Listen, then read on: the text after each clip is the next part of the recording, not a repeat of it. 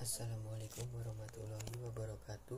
Kami dari kelompok 5 ingin mempresentasikan hasil dari diskusi kami yang berjudul Kepribadian dan Nilai yang disusun oleh saya Surya Putra Sulistianto 200 2010 165, Batra Ferdi Pribowo NIM 200 2010 229, Cynthia Permata NIM 200 2010 157.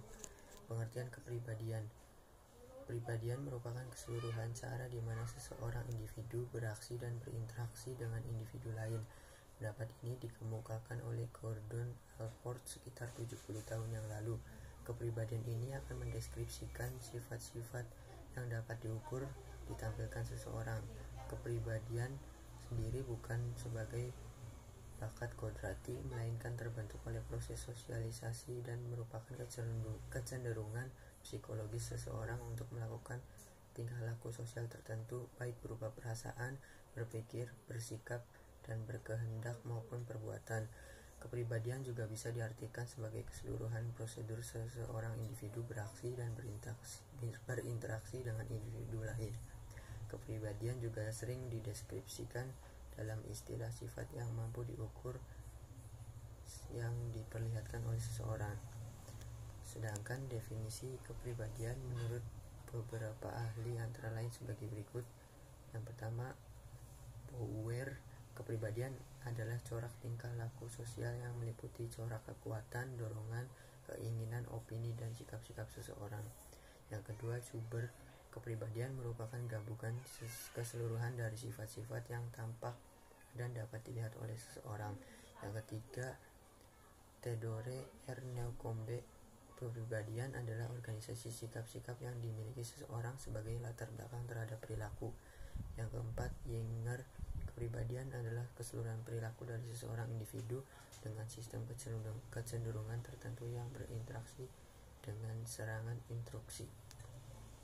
Tipe-tipe kepribadian menurut Rene Baron dan Elizabeth Wagele. Kepribadian seseorang dapat dibagi menjadi 9 tipe, yaitu yang pertama, perfeksionis. Kepribadian perfeksionis adalah orang yang selalu berusaha tampil sempurna dengan menetapkan standar yang terlalu tinggi untuk diri sendiri atau orang lain, yang seringkali disertai dengan kritik berlebihan terhadap diri sendiri juga orang lain. Yang kedua, penolong. Tipe kepribadian ini dimotivasi oleh kebutuhan untuk dicintai dan dihargai, mengesan positif pada orang lain dan menghindari kesan membutuhkan. Tipe ini memiliki sifat murah hati, senang memberikan pertolongan kepada orang lain, mengasihi, perhatian, berwawasan luas, murah hati, antusias, dan amat peka terhadap apa yang orang lain rasakan. Yang ketiga, pengejar prestasi. Pengejar prestasi ini termotivasi oleh kebutuhan untuk menjadi orang produktif dalam meraih kesuksesan dan selalu menghindari kegagalan. Yang keempat, romantis. Orang tipe romantis termotivasi oleh sebuah kebutuhan untuk memahami perasaan diri sendiri serta dipahami orang lain untuk menemukan makna hidup dan menghindari citra. Selanjutnya adalah tipe pengamat. Orang tipe ini termotivasi oleh kebutuhan untuk mengetahui segala sesuatu dan alam semesta, merasa cukup dengan diri sendiri dan menjaga jarak serta menghindari kesan bodoh atau tidak memiliki jawaban. Selanjutnya adalah kesan peniru. Orang dengan tipe ini memiliki motivasi untuk memenuhi kebutuhan untuk mendapatkan persetujuan, merasa diperhatikan, dan terhindar dari kesan memberontak. Selanjutnya adalah tipe petualang. Tipe ini memiliki kebutuhan untuk merasa bahagia serta merencanakan hal-hal yang menyenangkan, memberikan sumbangsi pada dunia dan terhindar dari derita. Selanjutnya adalah tipe pejuang. Tipe pejuang termotivasi oleh kebutuhan untuk dapat mengendalikan diri sendiri, kuat, memberi pengaruh pada dunia, dan terhindar dari kesan lemah. Selanjutnya adalah tipe pedamai. Pada tipe pedamai dimotivasi oleh kebutuhan untuk menjaga kedamaian, menyatu dengan orang lain, dan menghindari konflik. Selanjutnya adalah sifat-sifat kepribadian tipe Myers-Briggs. Indikator dari tipe Myers-Briggs adalah instrumen penilaian kepribadian yang paling umum digunakan di dunia. Tipe-tipe ini terbagi menjadi, yang pertama adalah ekstrovert, adalah individu yang memiliki sifat yang ramah, pandai bersosialisasi, dan percaya diri. Yang kedua adalah tipe introvert, yakni individu yang memiliki sifat pemalu dan sulit untuk bersosialisasi. Yang ketiga adalah tipe perasa, memilih rutin dan urutan, mereka fokus pada detail. Terus yang selanjutnya adalah tipe intuitif, bergantung pada proses sadar dan melihat pada gambaran besar. Selanjutnya adalah tipe memikirkan, biasanya tipe ini menggunakan penalaran logika. Terus selanjutnya adalah tipe merasakan, tipe ini berpegang teguh pada emosi pribadi. Yang ketujuh adalah tipe menilai, tipe ini menginginkan kendali dan memilih urutan dan struktur. Selanjutnya adalah faktor penentu kepribadian.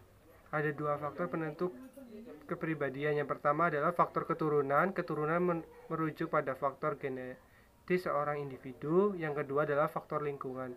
Lingkungan di mana kita tinggal sangat besar pengaruhnya terhadap pembentukan kepribadian pada setiap individu. Selanjutnya adalah cara menilai kepribadian. Ada dua cara utama yang digunakan untuk menilai kepribadian seseorang. Di antaranya adalah sebagai berikut. Yang pertama adalah survei diri. Survei yang diisi oleh individu merupakan cara yang paling umum digunakan untuk menilai kepribadian. Akan tetapi kerugian dari jenis ini atau dari survei ini adalah bahwa individu mungkin berbohong atau hanya menunjukkan kesan yang baik. Selanjutnya adalah survei penilaian oleh pengamat. Survei ini dikembangkan untuk memberikan penilaian independen terhadap kepribadian seseorang. Survei ini juga bisa dilakukan oleh rekan kerja. Selanjutnya adalah ciri-ciri kepribadian yang mempengaruhi perilaku organisasi. Meliputi yang pertama adalah evaluasi diri. Adalah sejauh mana individu memiliki pandangan yang berbeda tentang apakah mereka menyukai diri mereka sendiri atau tidak menyukai diri mereka sendiri, dan apakah mereka menganggap diri mereka kompeten dan efektif, dan apakah mereka merasa memegang kendali atau tidak berkekuatan atas lingkungan mereka. Selanjutnya adalah tipe Machiavellianisme. Ciri kepribadian Machiavellianisme berasal dari nama penulis abad ke-16, Niccolo Machiavelli, yang menulis tentang bagaimana mendapatkan kekuasaan. Yang kedua adalah ciri kepribadian narsisme. Narsisme adalah perasaan cinta diri yang berlebihan. Istilah ini pertama kali digunakan dalam psikologi oleh Sigmund Freud dengan mengambil dari seorang tokoh dalam mitos Yunani, Narcissus, yang dikutuk sehingga ia mencintai bayangannya sendiri di kolam. Selanjutnya adalah ciri kepribadian monitor diri. Pemantauan diri mengacu pada kemampuan individu untuk menyesuaikan perilakunya dengan faktor situasional eksternal. Selanjutnya adalah kepribadian proaktif. Individu memiliki keberanian yang berbeda untuk mengambil keputusan, cenderung untuk mengambil atau menghindari resiko yang telah mempengaruhi berapa lama waktu yang dibutuhkan untuk membuat keputusan. Kepribadian proaktif ini juga memiliki kepribadian cenderung oportunistis, berinisiatif, berani bertindak, dan tekun, sehingga berhasil mencapai perubahan yang berfaedah. Selanjutnya adalah kepribadian tipe A. Kepribadian tipe A ini memiliki sifat menyerang dalam perjuangan, sambung-menyambung untuk mencapai tujuan, dan melawan upaya-upaya yang menentang diri atau hal lain. Dalam karakteristik ini dibagi menjadi, yang pertama adalah selalu melakukan usaha, yang kedua adalah mereka yang tidak sabaran, terus yang ketiga adalah berupaya keras dalam menetapkan atau memikirkan dua hal pada saat yang bersamaan, yang keempat adalah tidak bisa menikmati waktu luang, yang kelima adalah terobsesi dengan angka-angka, mengukur keberhasilan dalam bentuk jumlah yang mampu mereka peroleh. Selanjutnya adalah pengertian nilai. Tiap orang, tiap keluarga, tiap kelompok, tiap organisasi, tiap daerah, agama, bangsa, dan lain-lain mempunyai nilai yang berbeda dari bangsa lain. Nilai pada seseorang adalah bagian dari kepribadiannya dan merupakan keyakinan yang diperoleh dari pengalaman dan diperhatikan selama jangka waktu yang relatif lama. Meskipun mungkin dapat berubah secara perlahan, tetapi nilai seseorang turut menentukan persepsinya, sikapnya, motivasinya, dan perilakunya, termasuk perilaku kerjanya, sehingga nilai dapat diartikan sesuatu yang diinginkan, penting, dan memiliki arti, sehingga diperjuangkan untuk direalisasikan.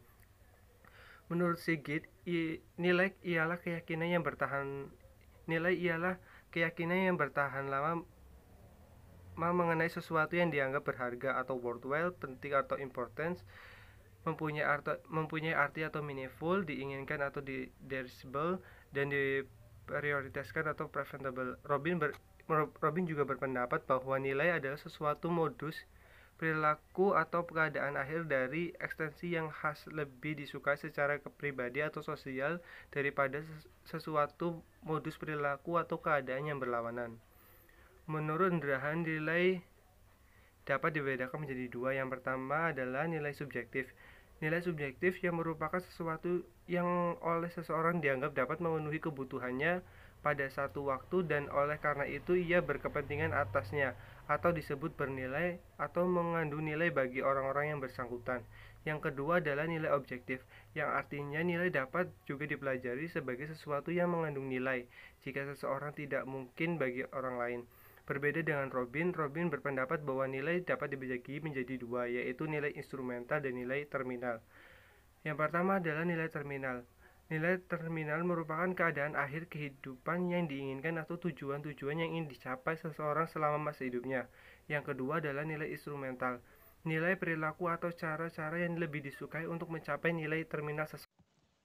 Fungsi memahami kepribadian dan nilai manajer. 1. Kepribadian. A. Manajer akan lebih mudah memilih antara kepribadian dan pekerjaannya sesuai untuk pekerjanya. B. Manajer akan lebih mudah mengevaluasi pekerjaannya sesuai untuk kepribadian tertentu. C. Akan memudahkan komunikasi lebih baik vertikal maupun horizontal. 2. Nilai. Kepuasan dan kinerja itu terkait sehingga nilai yang dianut harus sesuai atau sama oleh karyawan dan perusahaan. B. Manajer harusnya tidak hanya mencari kandidat atau calon karyawan yang memiliki keterampilan dan kemampuan saja, tetapi memiliki sistem nilai yang dianut perusahaan.